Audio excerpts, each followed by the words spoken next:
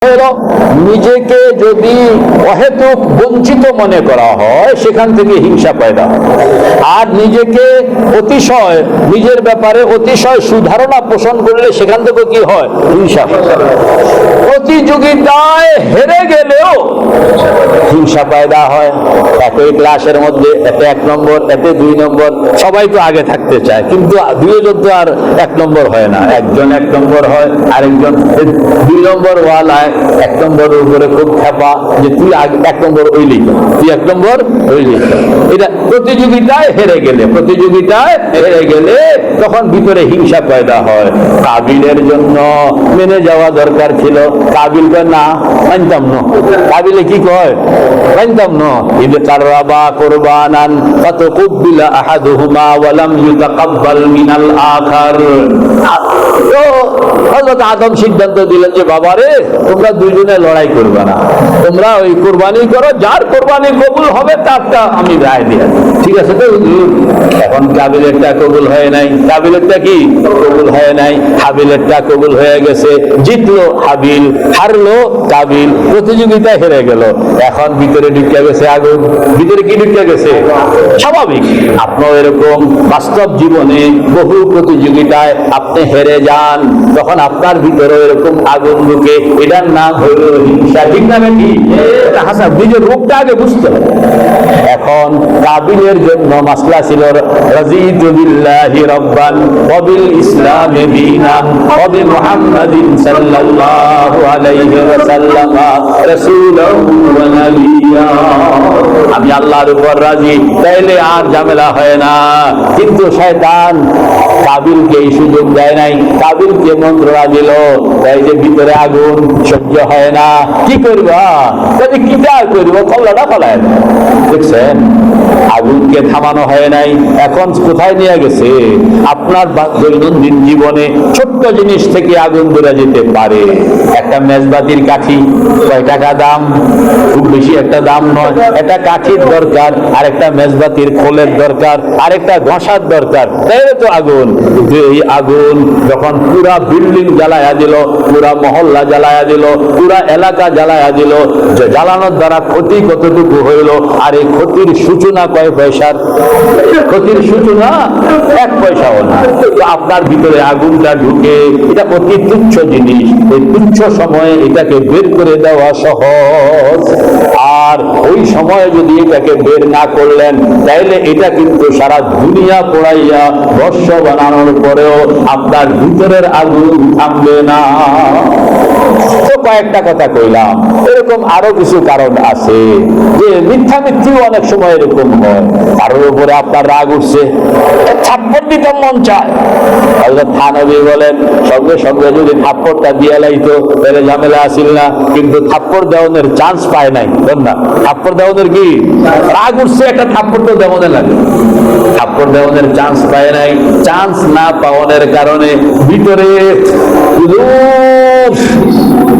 এই যে এই ভিতরে ঢুকে গেছে, কন্যা ভিতরে কি এইটাকে আর বের করতে পারে নাই।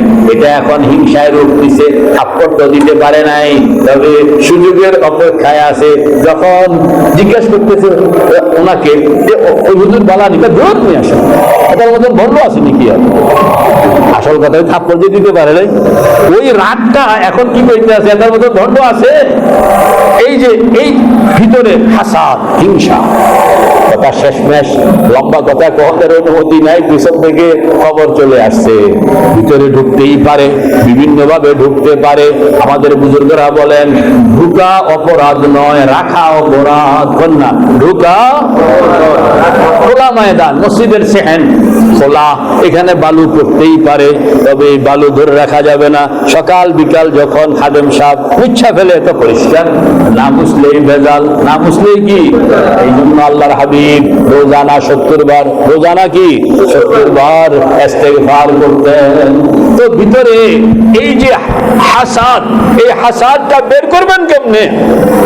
বের করার জন্য আমাদের বুজুর্গ হযরত থানবী রাহমাতুল্লাহ আলাইহি বলেন 3টা কাম, কয়টা কাম? 3টা কাম, কয়টা কাম? 3টা কাম। এক নম্বর, আপনি পরীক্ষা করবেন আপনার ভিতরে হাসাদ আছে কিনা। কেমনে পরীক্ষা করবেন? কারোর কোনো প্রশংসা, ইসমাইল সাহেব হুজুর ভালো মানুষ, ওনার কোনো প্রশংসা শুনলে আমার কাছে খারাপ লাগে কিনা, এটা আগে দেখবেন। হুমায়ুন আইয়ুব সাহেবের নাম শুনলে আপনার কাছে খারাপ লাগে কিনা। যদি খারাপ লাগে না, বালায় লাগে, তাহলে ঠিক আছে, এখানে হিংসা নাই। অমুকের নাম শুনলে খারাপ লাগে, হিংসা পাওয়া গেছে, হিংসা পাওয়া গেছে, খারাপ লাগলো কি যে খারাপ লাগলো, এ থেকে আপনি বুঝবেন কি পাওয়া গেছে। এইভাবে আগে নিজকে পরীক্ষা করতে হবে হিংসাটা এখানে আছে কিনা। এই সারা দুনিয়ার মানুষ সম্পর্কে একজন একজন করে নাম ডাকেন না, নাম ডাকিয়া এখানে লাগান যে খারাপ লাগেনি। এই নাম ডাকিয়া অমুক, নাম কি আব্দুর রহিম, ওই আব্দুর রহিমকে আপনার কলবের সঙ্গে ঘর্ষণ দেন। ঘর্ষণ দিলে পরে যদি কলবের মধ্যে খবর পাওয়া যায় না ভাল লাগতেছে, তাহলে আলহামদুলিল্লাহ কোনো ঝামেলা নাই। আর কলব যদি কেন না এটারে ভাল লাগে, তাইলে বুঝবেন যে কি আছে, কথা কয় না, কি আছে, কি আছে, কি আছে, হিংসা ধরা পড়লো কিনা। এখন হিংসাটাকে জবাই করতে হবে। কে কে তৈরি? ইনশাআল্লাহ। ধরা তো পড়লো, এখন এটাকে বের করতে হবে। তো কেমনে বের করবেন? 3 কাম। কেমনে বের করবেন? 3 কাম। কয় কাম? 1 নম্বর কাম হইল, যেই লোকটার জন্য, কি নাম জানি, হেলালউদ্দিন। হেলালউদ্দিনের নাম কলবের মধ্যে ঘষা দিলাম, ভিতরটা খারাপ লাগিয়া উঠছে, চোর ধরা পড়ছে, এখানে হিংসা আছে, এখানে কি আছে, হিংসা আছে।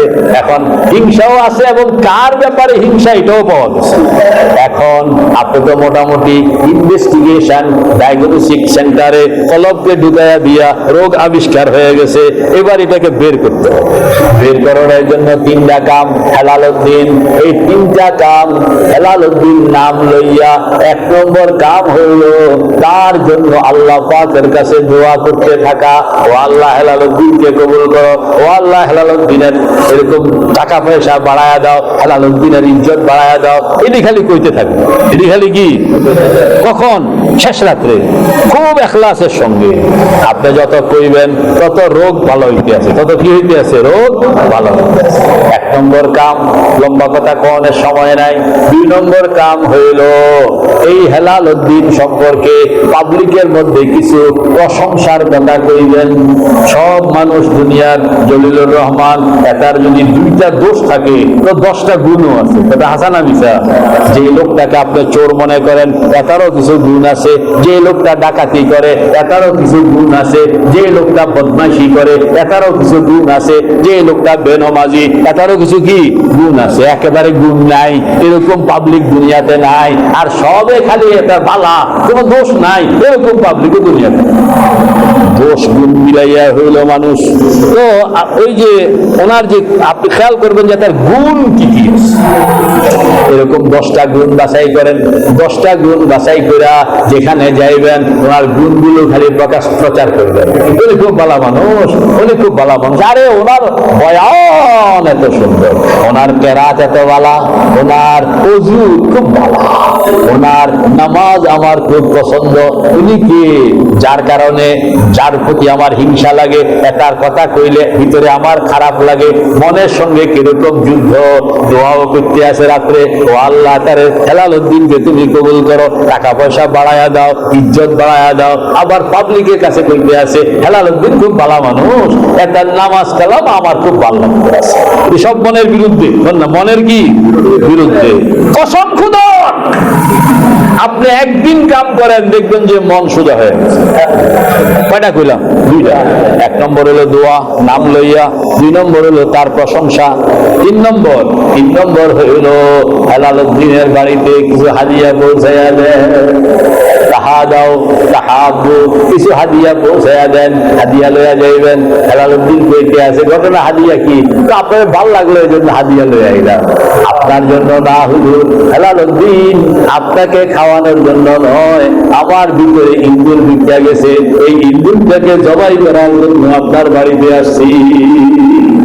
যদি এরকম ভাবে 3টা আমল করতে পারেন তাইলে আমল করবেন 3টা। হযরত আহমদ রহমতুল্লাহ আলাইহি বলেন তুমি আমল করবা 3টার আমলের উপরে আল্লাহ পাক তোমাকে 30টা আমলের বরকত দিয়ে দিবেন। কারণ এখন আপনি যে হাদিয়া লয়ে গেলেন, আপনি যে দোয়া করলেন, এইগুলোর অ্যাকশন আছে না? ইদাল্লাযী বাইনাকা ওয়া বাইনাহু আদাওয়াতুন কাআন্নাহু ওয়ালিয়্যুন হামীম। আপনি যেরকম হেলালুদ্দিনের নাম শুনলে খারাপ লাগে, এটার অনিবার্য দাবি আপনার নাম শুনলেও হেলালুদ্দিনের কাছে খারাপ লাগে। আপনি যখন দোয়া করতেছেন তো এটা আবার অনিবার্য পরিণতি।